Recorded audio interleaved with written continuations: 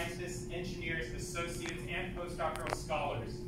He has over 270 publications in the fields of earth science and astrophysics. Dr. Jang is the recipient of 2 NASA Exceptional Achievement Medals for his leadership and innovation in scientific research. And most recently, he also received the Edward Stone Award and the NASA Exceptional Scientific Achievement Medal for his outstanding scientific achievements and service to NASA's science missions. Please welcome Dr. Jonathan. I myself actually was inspired by your video. Actually, I didn't do anything, but you created a video just by yourself. All the videos, and Eugene, and also Jay over there, and they work together to create it. So, the first time, when I got this idea today, actually it's many years ago, and so when I was 14 years old, and in 1977. In 1977, at that time, I don't have a TV, I don't have nothing. But my father had a homemade radio, and from that radio we can hear Voice of America. And during that time, one summer, I remember when I was very young, I heard the Voyager spacecraft was launched, and in the U.S. And it's very hard to imagine what it is, but I vividly remember it carries message to the extraterrestrial civilization. So at that time, I'm thinking, oh, I want to do the same. Because I have some ideas I want to write it out. Now after that, I go to the high school and go to the university and graduate school. And almost every year, okay, I heard from either from the radio or from the TV and from the news, there's images coming in. And the first images I remember is the image from the Jupiter and Jupiter's moon, and image from the Saturn and Saturn's moon. And when I go to the graduate school, and so that image is from Neptune, and Uranus, Neptune was coming in. They all from the Voyager spacecraft. And I think by the time my daughter was not born yet, there's an image of the Earth beaming up. Before the Voyager spacecraft leave the solar system, there's an image of the Earth as a tiny point. At that time, I remember Carl Sagan had a news conference say, hey, our Voyager spacecraft is fly out of the solar system and carries the golden record. He also said, no nation is capable to do that without positive passions to the future. At that time, I think, oh my God, and the next Voyager spacecraft will be the solar system. I want to do another one because I have more ideas and how to do. And of course, as an immigrant, and into the United States, we need to find a job, we need to settle down. So that's a lot, and we also need to do the research to gradually become a scientist. So I always don't have time. Okay, until finally my daughter graduated from the college. My daughter knows that because when she was young, I used to have a telescope observing night. We observed the Saturn, Jupiter, and so on. So I mentioned the Voyagers. I actually give a lecture in my daughter's classroom in the high school about this. Okay, say, and in the future we want to do it again. Now is the chance. So you see here the Voyager spacecraft golden record at that time is very old technology. 唱片 is only it's old technology. It had only a few hundred megabytes. Okay, and set to the maximum. However, it carries 118 images and also diagrams and about our species and our planet, and our science, our math, and our technology. And also it has greetings from the Earth.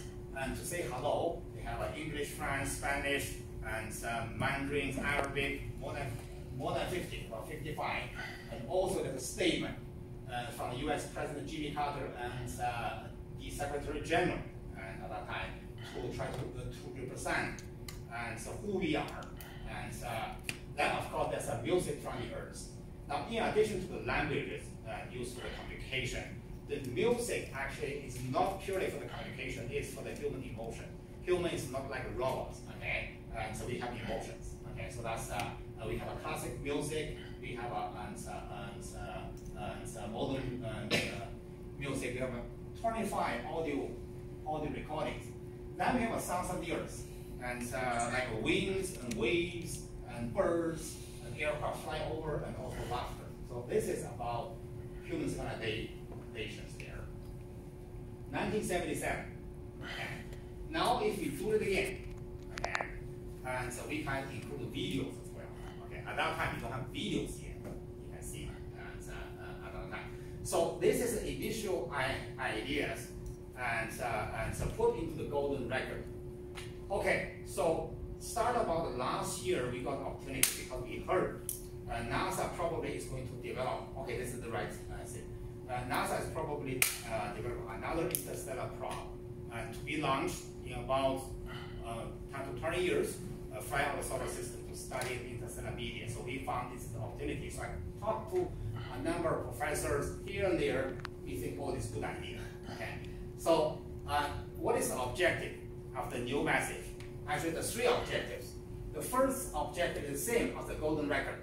For the extraterrestrial communication, we are sending a message deep into the universe, cosmos, to say who we are. Okay. So this is actually people say why we are doing that. Why we are doing that. Now this is almost not only scientific but philosophical, because the question of whether or not we are alone in the universe, we don't know yet. Half chance, 50%. Maybe in the gigantic universe we are alone. Okay, nobody is there. But given our understanding of the science, assuming our understanding of physics, chemistry, biology apply anywhere in the galaxy and in the universe, it should have a chance. The life from other planets should arise like us. So, and we don't know yet at this point. Okay, and rather just to wait, we are going to send out a message to say hello, to communicate. Maybe we are the first civilization to do that, maybe not. So this objective, actually we are going to prepare two versions of the message. The first version is to be read by the civilization not technologically advanced. Imagine the spacecraft crash landed on a planet. On a planet has some creatures, okay? The creatures, maybe they live in a time in ancient Rome, okay? And Qing dynasty, okay? They don't have the modern technology. They don't have electronics. The only thing they can see is to read pictures, okay? Okay, pictures and drawings, okay? So that's the first version. So I'm going to create a silk scroll and maybe 1,000 pictures. And so last Saturday at a meeting and with the Photographic Association, that's including that, okay? And so we hope to collect. Then, of course, the second version is for advanced, technologically advanced civilizations. Okay? Say our spacecraft was intercepted by an alien species, they are going to open the device, they found, oh, there's a videos inside, okay? And things like that. So the video computation actually is for this purpose, and for the advanced interstellar civilizations, okay? Now I mentioned this is the first objective. The second objective is education. Because if we sending out a message, represent the human civilization in the galaxy, we represent everybody. That message is not from Caltech, okay? It's not from AEC even. It's not from you and me or any countries. It's from the entire citizens of the Earth, the all Earth citizens. So that's the philosophy. And then to tell who we are, okay? Do you want to tell them we are stupid, we are fighting the war each other, or do you want to tell them we are civilized? Okay, to tell us our culture and our science and our passion and our love. So this is deep thinking, is good material to let the younger generation, like Kaysen over there, to think. Okay, right? Okay. So so we are going to use this as a global STEM education tools to inspire the younger generation to think about who we are. Okay. This is the second objective. The third objective is we want to leave something to our future.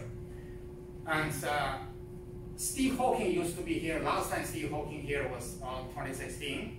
Okay. Steve Hawking don't believe we can leave the human civilization can have more than 1,000 years, maybe maximum 1,000 years. Maybe after 200 years we extinct. Why? Because there's many problems. Okay, there's many problems. You know, and for example, nuclear war. We have lots of nuclear warhead. Okay,